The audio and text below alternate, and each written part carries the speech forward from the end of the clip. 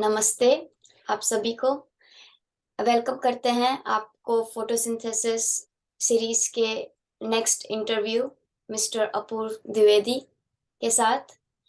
आपके लिए ये सेशन स्पेशली लेकर आया जा रहा है क्योंकि इस दुनिया में इस समय वॉर काफ़ी ज़्यादा बढ़ गया है। पीपल के अंतर्गत बहुत ज़्यादा डिसहार्मनी आ गई है। तो इन सब के बीच में पीस की बातें, मेडिटेशन और स्पिरिचुअलिटी को आगे निर्देशित करने के लिए हमने एक बहुत खास फिगर को यहाँ इनवाइट किया है। अपूर्व द्विवेदी को हम एनआईटी हमीरपुर के टाइम से जानते हैं। बहुत शांत स्वभाव के और सबके favourite mister Apoorv Dwivedi, welcome to the channel. तो कैसा लग रहा है अपूर्व? Thank you, Shweta. Thank you, thanks a lot, and I find it a very wonderful opportunity. मुझे बहुत खुशी है कि आपने मुझे invite किया इसके लिए, and just thank you. Let us see how it goes. Okay, thank you. तो हमने एक छोटी सी प्रेजेंटेशन भी तैयार की है इनके सम्मान में। सो अभी हम वही प्रेजेंटेशन शेयर करने जा रहे हैं। Photosynthesis conversation on spirituality. Welcome. Apoorv Dwivedi कौन है? He is passionate about inner blossoming and making the world a better place. He serves as a faculty at our college, NIT Hamirpur, and a part-time Art of Living faculty teaching yoga, breathing exercise techniques, and meditation. He feels what is needed in the society is the human values. We have education and technology. We can see all around us that just education and technology is not enough to create a better world. A world where there is sharing, caring, cooperation, creativity, and innovation is needed. Human values need to be incorporated in the education curriculum to enable us to express our full potential and contribute to make the world a better place. So, this has been in the words of Apurv Dwivedi, who is the chief mentor for Sankalp, and you can join his Facebook, YouTube, and Instagram at Sankalp for Society. Namaste. So, आगे बढ़ते हुए हम इनकी छवि एक पुराने time से cover करेंगे। एक इंजीनियर के साथ साथ वो आर्ट ऑफ लिविंग से भी अपना संबंध रखकर एजुकेशन को एक नई डायरेक्शन दिए हैं। और ये इनकी एक फोटोग्राफ एनआईटी हमीरपुर के टाइम से with professors and his classmates and with art of living, as many people might recognize Kamlesh ma'am and other friends, Jitesh from our college. Um, I would like to move to another topic of World Cultural Festival, in which 155 countries participated and 3.5 million people were there. So I would now switch my attention back to Apurv and ask him, how was the experience attending the World Cultural Festival, the college, and your journey to Okay, become World Culture a leader? Festival, right? Sorry? Um, you were asking about experience. Yes, correct. Okay, so my journey from being an engineer and along with that being an auto living faculty also, right? Correct. Okay, so actually मैंने course जो auto living का course है मैंने first year में किया था 2007 में। So it was my second semester. मैंने 2006 में यहाँ पे एडमिशन लिया था एनआईटी हमीरपुर में। So in 2007 I did the course. Kamlesh madam was there in the course and since then मैं एसोसिएटेड हूँ ऑर्गेनाइजेशन के साथ। There was something in the course which struck with me and especially I was very inspired by the founder Shishi Ravi Shankar ji and the work he was doing all over the globe, so that was very inspiring for me. और उसके बाद मेरी उनसे मुलाकात भी हुई 2007 में मई में ही। कुल्लू में एक बहुत बड़ा इवेंट हुआ था और गुरुदेव श्री श्री रविशंकर वहां पे आ रहे थे, तो वहां पे मेरी उनसे मुलाकात हुई। उसके बाद मेरा इन्वॉल्वमेंट और ज्यादा इंक्रीज हुआ बिकॉज मैं उनसे बहुत इंस्पायर्ड था। सो 2007 से लेके अभी तक में मैंने बहुत सारे डिफरेंट कोर्सेज किए आर्ट ऑफ लिविंग में, एडवांस कोर्सेज, और फिर उसके बाद मैंने टीचर ट्रेनिंग प्रोग्राम किया। करीब 2012 में मैं टीचर बना। सो अब तक करीब आई थिंक 11 ईयर्स हो चुके हैं मुझे आर्ट ऑफ लिविंग में पार्ट टाइम फैकल्टी रहते हुए। अभी करंटली मैं जॉब कर रहा हूँ। इनफैक्ट मैं अभी एनआईटी हमीरपुर में ही हूँ करंट मोमेंट में। I am serving as a faculty over here. So वापस ही मैं अपने कॉलेज में ही हूँ। सो यहाँ से मैंने अपनी journey as a student start की, both as a BTech student and also student in Art of Living. और मैं यहाँ पे ही फैकल्टी भी मुझे सर्व करने की अपॉर्चुनिटी मिली as a teacher, both in engineering as well as in the art of living foundation. तो दिस इज वेरी इंटरेस्टिंग, ये काफी इंटरेस्टिंग जर्नी रही है। वाओ! तो आप जहाँ से सीखे वहीं पर आप योगदान दे रहे हैं, ये तो बहुत इंस्पिरेशनल है। It's great to know. तो आर्ट ऑफ लिविंग का जो आपका सफ़र रहा, आपको अपोज़िशंस वग़ैरह, चैलेंजेस वग़ैरह क्या रहे जर्नी में? हाँ, एक्चुअली शुरू में थोड़ा सा मेरे माता पिता भी ऐसा शंकित और स्केप्टिकल थे कि ओके मैं एक स्पिरिचुअल ऑर्गेनाइजेशन में पार्ट ले रहा हूँ, तो उनको लगता था ओके कहीं मैं सब कुछ छोड़ के एक सन्यासी जैसा हम लोग इमेजिन कर रहे होते हैं वैसा ना हुँ, हो जाऊं। तो ये उनके मन में एक रहा कुछ समय तक। बट आफ्टरवर्ड्स उन्होंने देखा कि ओके मैं अपना, ये मेरा पार्ट टाइम है, एट द सेम टाइम मैं अपने हायर स्टडीज को परस्यू कर रहा हूँ और फिर मैं जॉब में हूँ, तो दैट वाज, ये फिर इट वाज ओके। फिर मेरा इट वाज़ मेरे स्टैंडर्ड। माता पिता की जो शंका थी वो दूर हो गई। फिर एक बाकी जो ऑपोजिशन है वो ये है कि ओके कई बार लोगों के मन में थोड़ा प्रेजुडिस होता है लोगों को। अभी तो बहुत कम है, जो हम लोगों ने इतने साल पहले, करीब 10-15 साल पहले की अगर बात करें, तो उस समय मेडिटेशन और योगा को इतनी पॉपुलैरिटी नहीं थी जितनी आज है। आज हम लोग रिकॉग्नाइज करते हैं कि हमें मेडिटेशन करना चाहिए, हमें योगा करना चाहिए, हमें इसके बेनिफिट्स पता है, अभी बताने की जरूरत नहीं किसी को, एवरीबॉडी नोज। बट उस हुँ, समय ऐसा नहीं होता था। उस समय ऐसा लगता था क्योंकि आप एक ऐसी एक्टिविटी कर रहे हो जो कि सोसाइटी में इतनी एक्सेप्टेड नहीं है, correct. Specially in college campuses. Hmm, not many young people were into all this. But दो हमारे कॉलेज में कोर्सेज होते रहे तो यंग पीपल भी इन्वॉल्व रहे हैं, बट फिर भी करेक्ट। एक जनरल परसेप्शन उस समय नहीं था। अभी परसेप्शन बहुत शिफ्ट हो चुका है। यस। तो लाइक 2008 में मैंने एनआईटी जॉइन किया था और उस समय फर्स्ट ईयर में मेरा भी कमलेश मैम से ही एक कोर्स हमने भी बेसिक्स शुरू किया था। उस समय तो मैं इसलिए चली गई थी क्योंकि हॉस्टल टाइमिंग्स क्या थे कि एक्सटेंडेड मिलते थे, तो एज़ अ फन। बट वहाँ जाकर डेफ़िनेटली एक फैमिली वाला फीलिंग रहता है। तो जो आप बोल रहे हैं हम्म। वो सही है कि उस समय इतना इतना एनकरेजमेंट नहीं था, उतना वैल्यूएशन जो था कि प्रेजुडिस थोड़ा फेस होता ही था।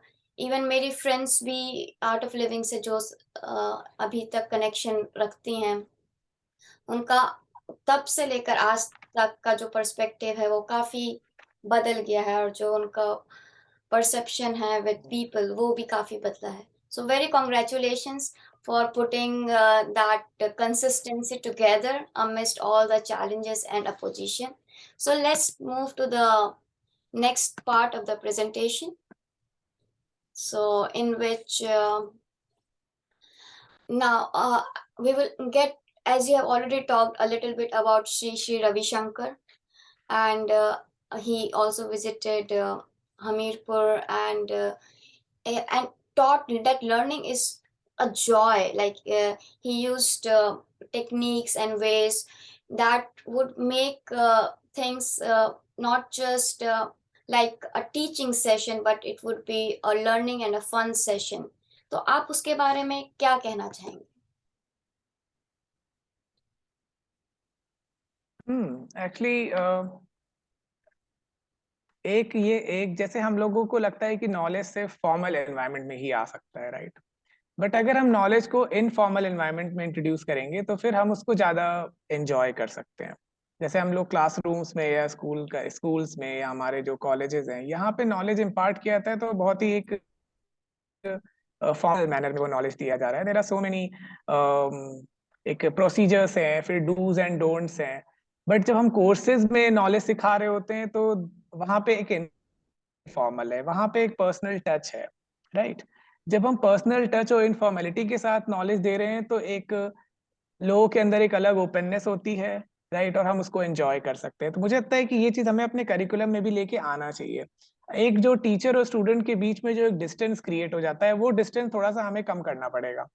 तब जब एक पर्सनल कनेक्ट के साथ एक टीचर पर्सनल कनेक्ट के साथ स्टूडेंट से इंटरेक्ट करेंगे, स्टूडेंट एक पर्सनल कनेक्ट के साथ लेंगे तो ज्यादा ओपननेस होगी, वो एंजॉय करेंगे, उनके बहुत सारे क्वेश्चंस अराइज होंगे, राइट। इससे सबका ग्रोथ होगा। लेकिन अगर हम ऐसा नहीं कर रहे होते तो वो बस एक फॉर्मल एक्टिविटी हो जाती है। वहां पे बस जो भी टीचर हैं वो अपना बस उनको जो भी पढ़ाना है, लेक्चर लेना है वो करके चले जाते हैं। स्टूडेंट्स भी आते हैं, किसी को समझ में आ रहा है नहीं आ रहा है, इन चीजों के ऊपर बहुत फोकस नहीं होता। इंडिविजुअली किसका क्या परफॉर्मेंस है इसके प्रति हमारा कोई एक तरफ से फोकस ही नहीं है, हमारा ये अटेंशन ही नहीं है कि इंडिविजुअली बच्चे के ऊपर क्या फर्क पड़ रहा है। एकदम बढ़िया रिस्पॉन्स आई वुड से कि आजकल एकदम इस चीज की बहुत जरूरत है, क्योंकि डिप्रेशन और आइसोलेशन बहुत बढ़ गया है आजकल की सोसाइटी में। People have trust issues, so bringing that environment, I think it reduces a lot of inhibitions and creates that valuation of time more productive. So I really like this approach very मैं much, and इसमें I एक और भी चीज really मैं इसमें एक और भी चीज ऐड करना चाहूंगा। जैसे टीचर का सिर्फ एक काम नॉलेज और कॉन्सेप्ट इम्पार्ट करना ही नहीं है, टीचर का एक ज्यादा रोल है। टीचर एक मार्गदर्शक दर्शक भी होता है बच्चों के लिए। तो अगर हम उस चीज को सामने लेके आएंगे तो बच्चे, ठीक है पढ़ाई के लिए उनके जो क्वेश्चन है वो तो पूछ रहे हैं, बट जब वो इतनी दूर अपने घर से बाहर रह रहे हैं, एक अलग एनवायरनमेंट में कॉलेज में रह रहे हैं, तो वो तमाम तरह की दिक्कतों को भी फेस कर रहे हैं। तो अगर हम एक इनफॉर्मल एटमोसफियर लेके आएंगे तो बच्चे अपनी बाकी प्रॉब्लम्स भी शेयर कर सकते हैं। तो जैसे correct. आपने बहुत अच्छा पॉइंट रखा कि डिप्रेशन है और एक आइसोलेशन की फीलिंग है, ये बहुत सारे स्टूडेंट्स को होती है। और कई बार हम न्यूज में सुन रहे होते हैं कि कुछ स्टूडेंट ने सुसाइड कर लिया या जी किसी के ऊपर बहुत मेंटल प्रेशर हो रहा है। तो ये चीजें रिलीव हो सकती है क्योंकि लोगों को पता भी नहीं होता कि ऐसा हो रहा है, और जिनको जो सफर कर रहे होते हैं वो शेयर भी नहीं कर पाते हैं क्योंकि बहुत सारा स्टिग्मा अटैच्ड है। कोई correct. एडमिट नहीं करना चाहता क्योंकि हम अभी डिप्रेशन में गुजर रहे हैं या हम आइसोलेशन फील कर रहे हैं। जी और ये चीज जो है, जैसे कि विद एज लाइक हमें कुछ टाइम पे ऐसा लगता है कि जैसे आपने बोला स्टिग्मा चीज है। हाँ, मतलब हमें लगता है कि अगर हमने किसी को बोला तो हम के कैसे हमारा हमें लोग जज करेंगे या कुछ, बट अंदर से अंदर हमें वो चीज खाई जाती है। तो ऐसे एनवायरनमेंट जो जो हम एक दूसरे का ध्यान रख सकें, एक दूसरे को as a person, as a human value कर सकें, it's a great feeling I would say. So आपका काम बहुत सराहनीय है। तो बढ़ते हैं नेक्स्ट सेशन की तरफ। तो ये आप ही का द्वारा लिखा गया कोट है। I am imperfect and flawed human being, I can never be perfect and flawless, I will always be what I am, a reality. Apurv Dwivedi, and with the moon drop on the back, which also signifies that moon is also having its spots. And then in the second image, you are in the nature's lap, in which we see an enhanced version of you.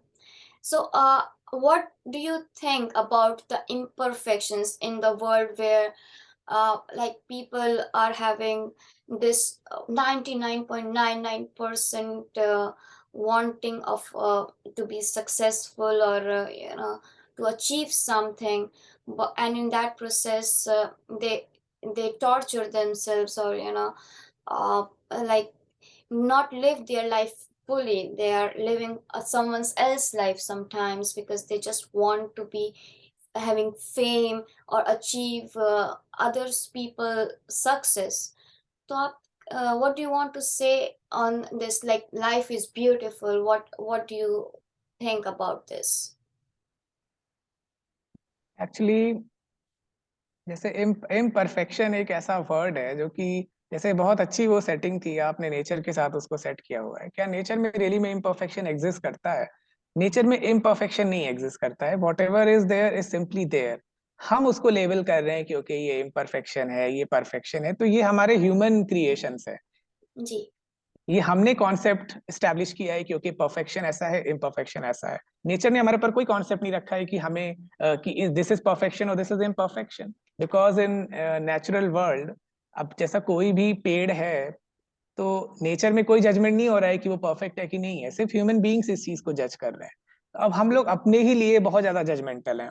हमने अपने लिए इतने high सारे standard set किए हुए हैं, और वो स्टैंडर्ड ऐसा भी नहीं कि वो हमारे अंदर से इंस्पायर्ड स्टैंडर्ड आ रहा है और हमारी वो ओरिजिनल इनर नोइंग है, ऐसा नहीं है। वो सोसाइटी ने कुछ स्टैंडर्ड सेट किए, हम उसमें फिट होने की कोशिश कर रहे हैं। But you can not really fit. How can you fit? Everybody is unique. अब आपके सबको एक सेम ही स्टैंडर्ड में आप अगर, लोग तो मेजर करते ही हैं, हम भी उसी में अपने आप को मेजर करेंगे, तो हमें हमेशा कोई डेफिशिएंसी दिखेगी। हमें दिखेगा ओके हमारे अंदर ये इम्परफेक्शन है। सपोज हमने टारगेट रखा है कि हमारा टारगेट है कि ओके हमें एक मे बी 6 फिगर इनकम चाहिए। तो अगर वो नहीं है तो हमें फील होता रहेगा ओके हम इम्परफेक्ट है। अब वो टारगेट क्या हमने रियली में सेट किया है, या फिर वो हमने सोसाइटी में सेट है तो हमने उसको अडॉप्ट कर लिया है? तो अपनी ओरिजिनलिटी को रिकॉग्नाइज करने का मीनिंग ये है कि ओके हम अपने परफेक्शंस और सो कॉल्ड इम्परफेक्शन को हम एक्सेप्ट करें। फिर हम अपने फिर हम एक ऐसे स्पेस में होते हैं सेल्फ एक्सेप्टेंस में, जहां से हम अपने ओरिजिनल आइडियाज हमारे आ सकते हैं। राइट? तो पहले हमारे अंदर एक्सेप्टेंस होना पड़ेगा, तो फिर हम सोसाइटी से जो हम एक्सेप्टेंस सीख कर रहे हैं, अप्रूवल सीख कर रहे हैं, हम उससे फ्री हो सकते हैं। अदरवाइज हम अप्रूवल सीख करते रहेंगे तो हम कभी भी ओरिजिनल नहीं हो सकते, हमारी क्रिएटिविटी कभी एक्सप्रेस होगी नहीं। हो सकता है हमारे पास बहुत अच्छे आइडियाज हो सकता है कि हमारे अंदर कुछ पोइट्री आ रही हो, या फिर there could be so many ideas, हमारे अंदर कुछ सोसाइटी में चेंज करने के लिए आइडिया आ रहा हो, बट हमें ये लगेगा कि ओके हमारे अंदर डाउट क्रिएट होगा कि पता करेक्ट। नहीं लोग इसको एक्सेप्ट करेंगे नहीं करेंगे, या who am I to do this. Yes. और आपने बहुत बढ़िया चीज बोली है, क्योंकि मेरे ही दिमाग में ये रिसेंटली आ रहा था कि लाइक अगर कोई मुझे बोलता है कि like I am not this point, तो आई फील कि नहीं, like I have something missing in me, or I have to achieve this target and stuff. But in reality, I feel that I am sacrificing a part of my creativity to achieve those targets, and I feel like it's uh, it's that peer pressure that really takes a toll over. And nature in itself is very beautiful, like in spite of all the things that happen around the world, it has the power to nourish us, to bless us, and advance us uh, to our potential, provided we do not see it in negative fashion, I guess. सो ये point बहुत relevant है, बहुत appropriate है today's context में। And मैं अपनी audience और को भी बताना चाहूँगी कि प्लीज़ आप लोग भी इस चीज़ को समझें कि लाइफ बहुत ब्यूटीफुल है। इम्परफेक्शन जो है वही हमारा परफेक्शन की रेसिपी है इन मैनी सेंस, क्योंकि हम, because of things that others do not have, makes us special. And that's the beauty of life. We should always appreciate and try to give us that value and space to uh, to to allow us to live what life has chosen for us. बहुत सराहनीय। Now, in next one, another quote by Gurudev Sri Sri Ravi Shankar. The greatest fortune in human life is to be able to say, I want nothing and I'm here for you. And meditation, as we can see from your serene face and how deeply, uh, in meditation you are in. The values from meditation are manifold, I would say. What is the key in take that you take through meditation? Actually हम लोग ये believe करते हैं कि जैसे हम लोग strive कर रहे हैं पीस के लिए, हैप्पीनेस के लिए, और मे बी हमें लगता है, या इन नॉलेज के लिए, विजडम के लिए, तो हमें लगता है कि ये चीज़ें बाहर से आ रही हैं। मेडिटेशन में जब हम मेडिटेशन में आते हैं तो हम इस चीज़ को रियलाइज करने लगते हैं कि नहीं, ये बाहर से नहीं आ रहा है, ये हमारे अंदर से जो ये सोर्स है पीस का, विजडम का, क्रिएटिविटी का, जॉय का, वो हमारे भीतर है, ना कि बाहर है। तो मेडिटेशन का पर्पस हमें अपने ही हम अपने प्रति और ज्यादा जागरूक हो जाते हैं, हमें अपना और ज्यादा पोटेंशियल दिखता है, हमें दिखता है कि हम जो सोच रहे हैं हम सिर्फ उतने नहीं है, हमारे अंदर बहुत ज्यादा और भी कुछ है।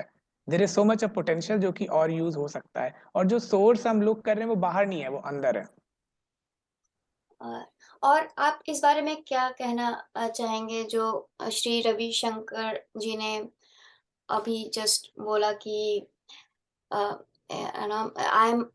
I'm here for I do not want anything and I'm here for you, because when I see like now it's always like if somebody is talking to me or somebody is talking to somebody, it's like does somebody want something from me? It's like it has become to that level, like there is no or less of genuinity in a person towards another person, and like something like I'm there for you. And I also remember that in first session of Art of Living that I attended, there was an initial exercise in which they would make you say like that I belong to you and you belong to me, something like that, I believe.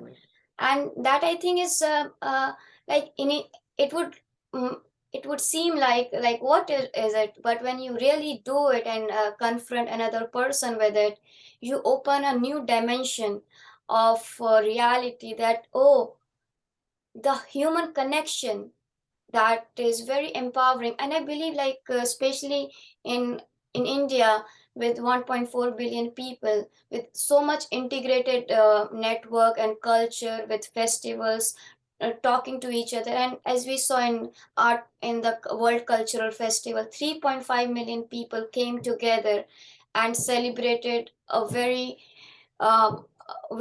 wonderful festival together. And I would say so it's one of the largest gathering. What do you perceive like I am there for you in this present world context where everybody is wanting to take something from you, like that? सो ये बहुत ही beautifully connect हो रहा है हमारे previous slide के साथ जिसमें हमने मेडिटेशन की बात की। तो जब हम मेडिटेशन करते हैं, जब हमें ये दिखने लगता है कि ओके, हम जो लोग कर रहे हैं वो हमारे पास ही अंदर से आ रहा है, तो फिर हमारी जो ये टेंडेंसी है कि ओके बाहर हमें ग्रैब करना है या कुछ लेना है, वो रिड्यूस होने लगती है। अब जैसे जो ये गुरुदेव ने जो स्टेट की बात की हुई है कि I am here for you, ये हम सब लोग ऑलरेडी अपने लाइफ में एक्सपीरियंस कर रहे होते हैं। ऐसा मुझे लगता है ऐसा कोई भी व्यक्ति नहीं होगा जिसने कभी किसी भी एक व्यक्ति को ये नहीं बोला होगा कि हाँ मैं तुम्हारे लिए हूँ, तुम्हें किसी भी चीज की जरूरत होगी तो I am here for you. हम सब लोगों ने ये मोमेंट अपने जीवन में एक्सपीरियंस किया है। हम सब लोगों ने किसी ना किसी को बोला है, चाहे वो हमारे कोई करीबी होंगे, हमारे परिवार के लोग होंगे, हमारे माता पिता हो सकते हैं, हमारे बच्चे हो सकते हैं, हमारे मित्र हो सकते हैं, किसी या कोई स्ट्रेंजर भी हो सकता है। हमने किसी ना किसी को ये बोला ही है कि हाँ हम तुम्हारे लिए हैं। तो हमारे अंदर ये एबिलिटी ऑलरेडी है।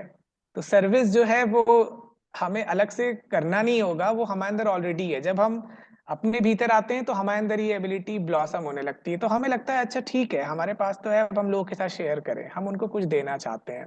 हमारे अंदर से ये जॉय ओवरफ्लो होने लगता है। सो इसलिए मुझे लगता है कि हमें अपना इनर कनेक्शन बनाना पड़ेगा। बिना इनर कनेक्शन के अगर हम किसी को देने जाएंगे तो हम कुछ दे नहीं पाएंगे, हमारे पास कुछ होगा नहीं देने के लिए, हम कैसे देंगे? पहले हमारे पास भी तो होना चाहिए। जब वाह, हमारे पास जॉय होगा तभी हम शेयर करेंगे। जी।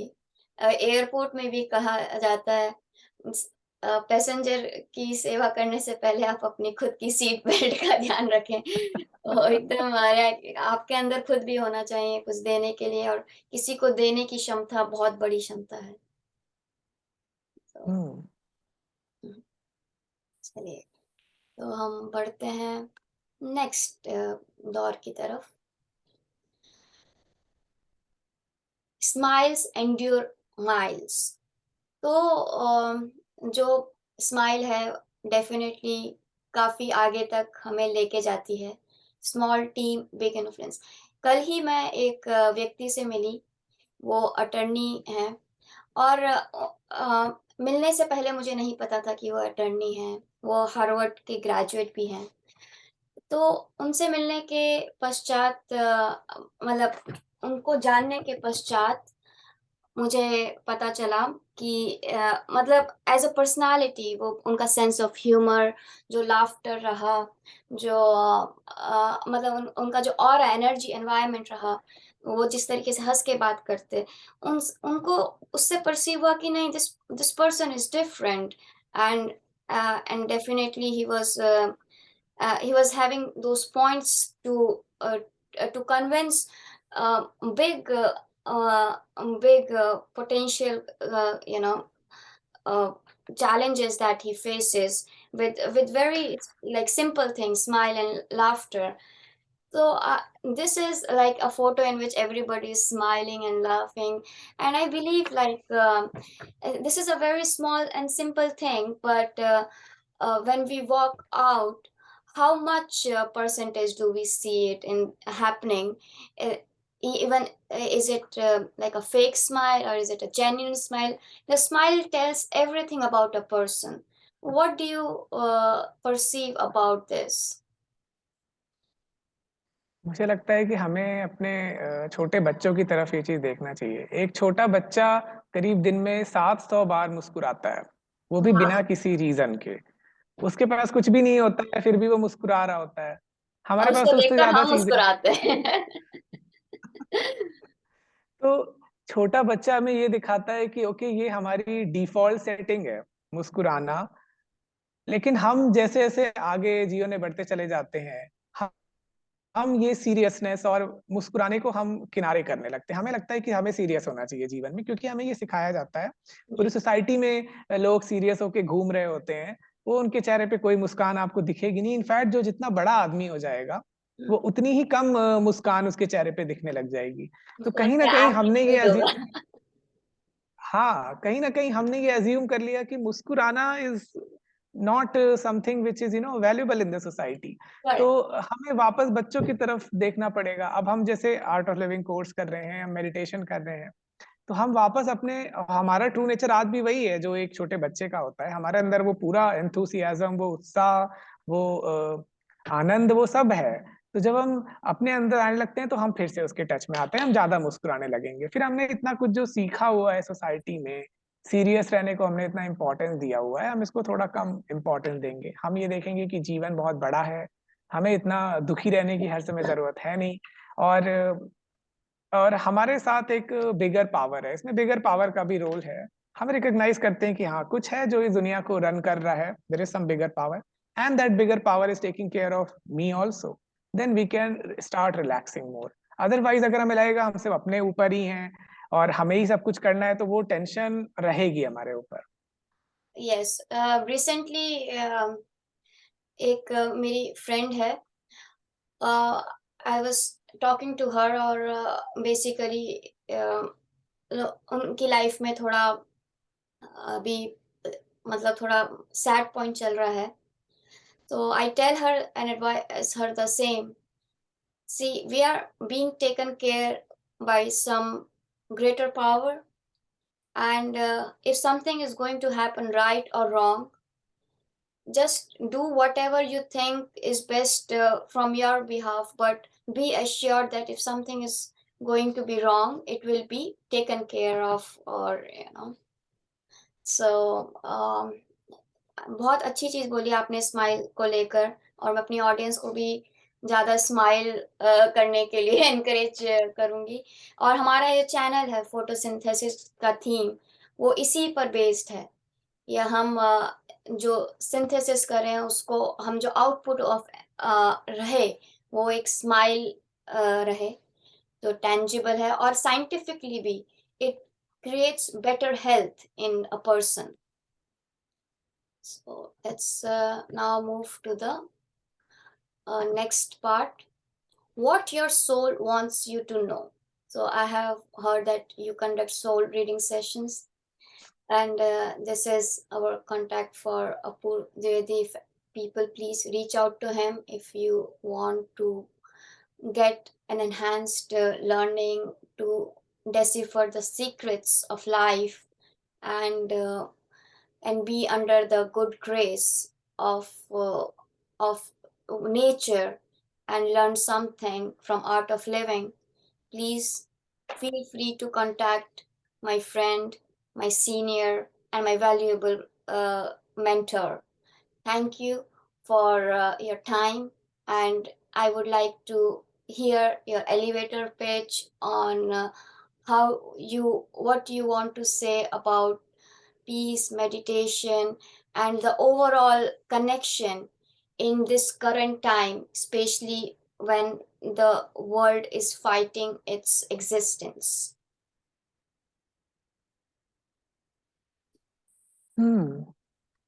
मुझे लगता है कि हमें इसमें मैं गुरुदेव की एक बात बोलना चाहता हूँ कि अगर हम सारे जितने भी बच्चे हैं, अगर हम हर बच्चे को ये थोड़ा सा दुनिया में बहुत सारा कॉन्फ्लिक्ट आइडियोलॉजी और रिलीजन को लेके है। हम अपने आइडियोलॉजीज में डिफरेंट आइडियोलॉजी, पॉलिटिकल हो सकता है या फिर रिलीजियस आइडियोलॉजी है, इसकी वजह से हम डिवाइड हो रहे होते हैं। अगर सभी बच्चों को थोड़ा थोड़ा सभी रिलीजन्स और आइडियोलॉजीज के बारे में पढ़ाया जाए, क्योंकि सभी जगह कुछ अच्छे पॉइंट्स हैं, तो जी, हमें हर जगह अगर हम वो अच्छे पॉइंट्स को देखेंगे तो हम अप्रिशिएट कर पाएंगे। इससे हमारे अंदर जो डाइवर्सिटी है इस दुनिया में, हम उसको वैल्यू करेंगे। अदरवाइज हमें लगता है हम सही है दूसरा गलत है, तो हम उस डाइवर्सिटी को खत्म करना चाहते हैं। ये एक मेजर कॉन्फ्लिक्ट। Correct correct. दूसरा चीज है कि हमें अपने भीतर थोड़ा आना पड़ेगा।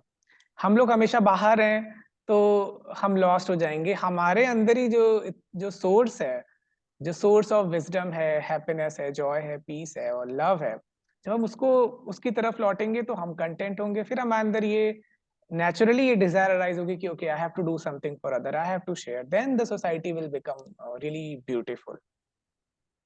Wow, I am blossomed from this session. Personally, I myself have learned a very great deal of things towards moving in life now, and I encourage my people, the viewers, to please learn and inculcate some of the beautiful thoughts that were shared over this presentation by Apurv. Thank you for your time, your wisdom, your energy, and the message that you have transmitted across about diversity and inclusion. It's not just beautiful, it's phenomenal, I would say. So, thank you so much. Uh, thank you, thank you.